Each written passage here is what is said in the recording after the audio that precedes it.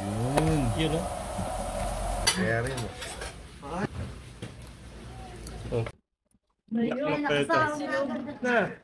Okay mga boss, isang mabilisan lang. Meron tayo ditong tokwa tsaka baboy. Gagawa tayo ngayon ng tunay na tokwa at baboy pulutan version mga bossing. Ha?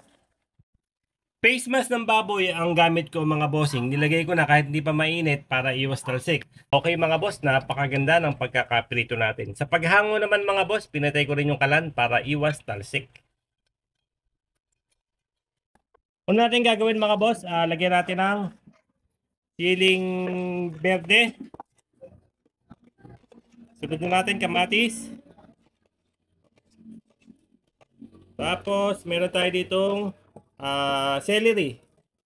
Kung meron kayong red bell pepper, pwede nyo rin lagyan. Sibuyas, puti, tsaka pula, pinaghalo ko na.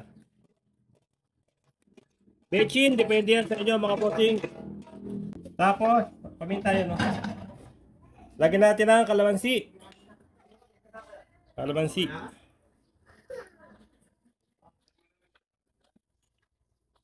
Okay, sunod na natin mga bossing yung toyo na ginisa natin sa mantika na pinagpirituhan ng baboy.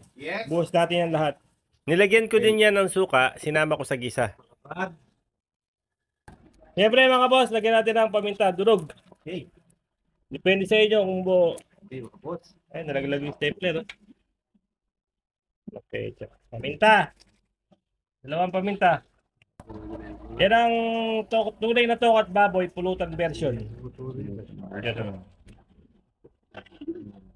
Haluin natin mga boss. Yun, no? Malapit mo nga, anak. Yun, no? Ikanin ba? Taas mo. Masarap eh. Paluto di. Ano yan? Ito na mga bossing ang ating tokwa at baboy. Tunay na tokwa at baboy pulutang version. Siyempre, titikman natin yan. Yun, no? Takal tikim. Tikim. Ay. Bibidyo ka. Teka. Tikim. Tingnan natin mga boss. Tikim ka ba? Kaya rin. Ay, nalahog na. Saan ko? Yun. Tikim ka to. Sarap. Jory, sige mo. Tikim lang. Tayo. Ay, nako, ano ba yan? Ayun, Na. Napakasarap mga boss. Kain Kuha nyo na. Kain.